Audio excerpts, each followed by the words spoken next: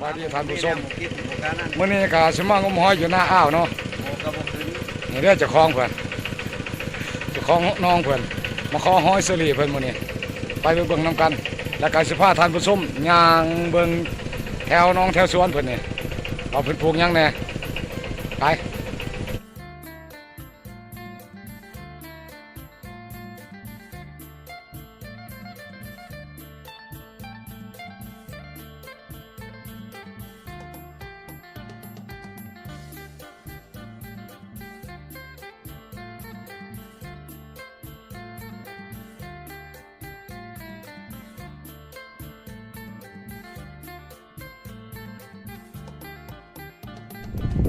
ไอ้เป็นลุงน้องใหม่อีกพี่น้องเอ้ย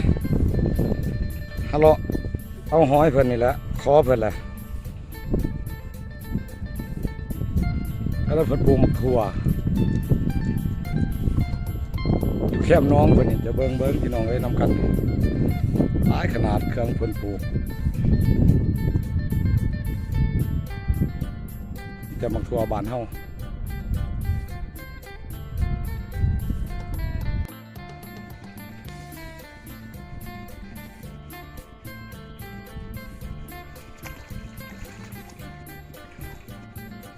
น้องที่สองพี่น้องเอ้ยน้องที่สอง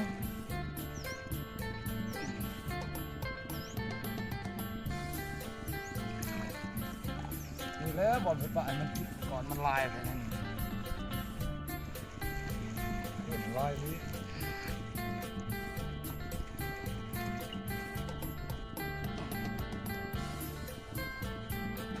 หอยงหอยพี่น้องเอ้ยจะหอยเซอรี่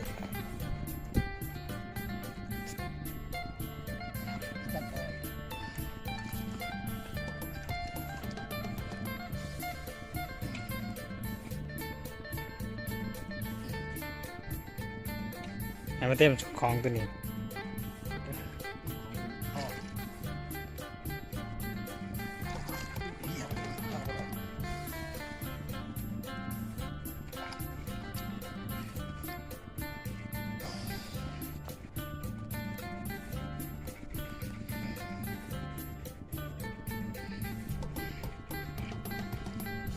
มันงมออกบนเดียวเนี่ยเพราะว่าเพิ่นให้มันกินแม่งอันนี้ใบข้าวโพด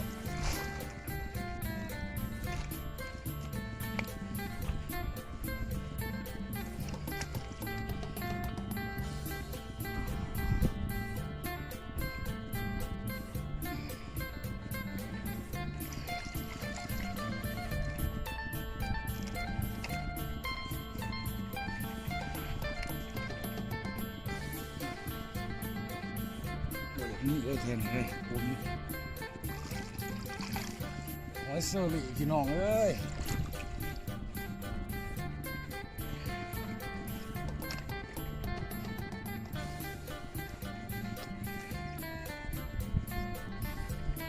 ระวังตก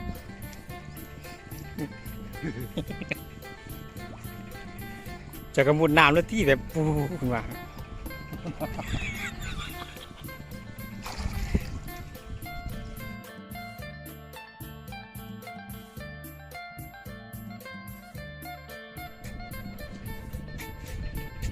เป็นสิปลูกหมักทั่วพี่น้องเอ้ยนี่มันจะคล้องเพิ่นปลูกหมักทั่วเบิ้ลหนีบ่นี่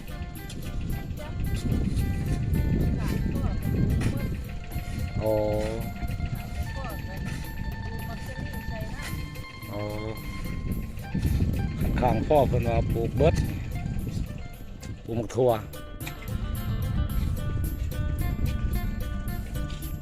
ไทยตัวนี้โท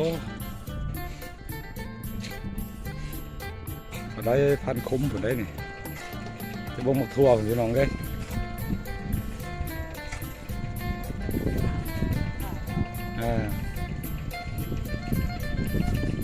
บ่งหมกทั่วคนปลูกต้องคู่น้องเพื่อนนี่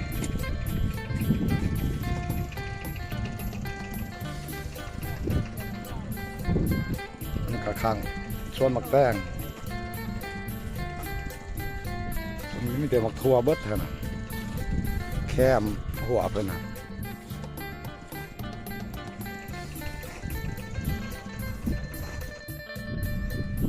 ไซแคมป์น้องเพิ่นนี่ก็มีแต่ต้นข้าวโพดโอ้ลมหนาวมาเลยต้นข้าวโพดอันนี้ก็เป็นน้องเพิ่นสายแคมป์หัวก็นี่แต่มักทั่วแต่มักทั่วเพิ่นเก็บไปขายเบิดแล้วนี่จะซุ่มขึ้นใหม่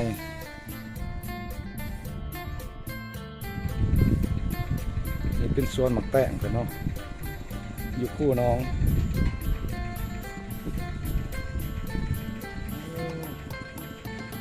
นี่จะคิงฟักอีตูแตงเป็นงามดีพี่น้องเอ้ยแตงกันอยู่คู่น้องได้เพิ่นโบกนี่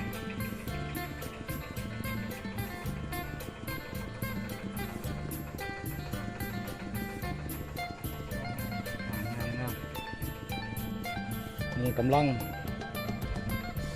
ยังเคี้ยวอยู่กำลังสีใหญ่นี่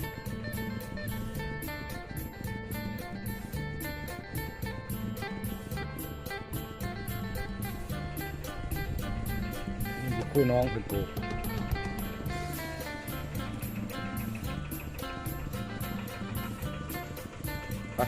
ไปเบิ่งตัวเพิ่นเอาไว้แนวแป้งข้างซุ่มนั่นปะแต่หน่วยบักไงไปเบิ่ง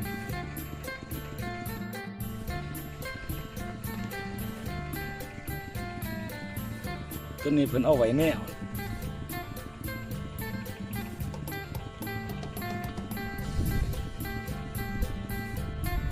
เพราะมันใหญ่พี่น้อง มันเอาไว้เฮ็ดแนวนี่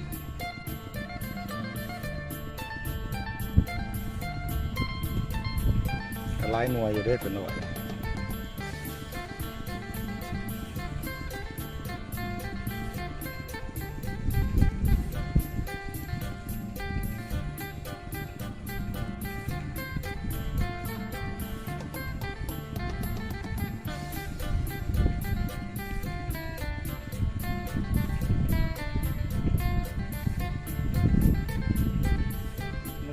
ลายลิบางไงบางไง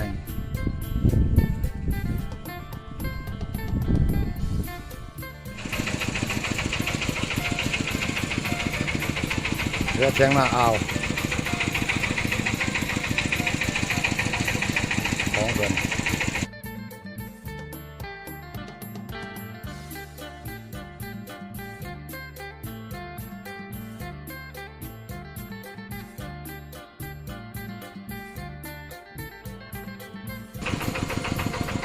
นี่จะบอนหวานนะเป็นโขกนี่จะบอนหวาน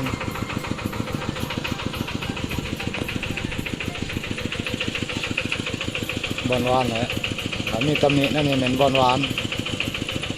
แดงๆนี่ตำหนิอยู่กลางใจ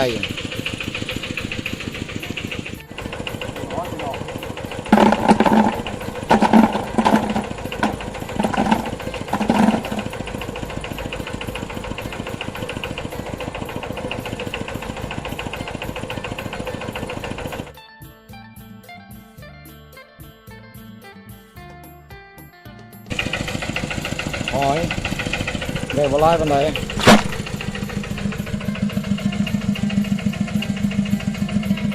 หอยสลิด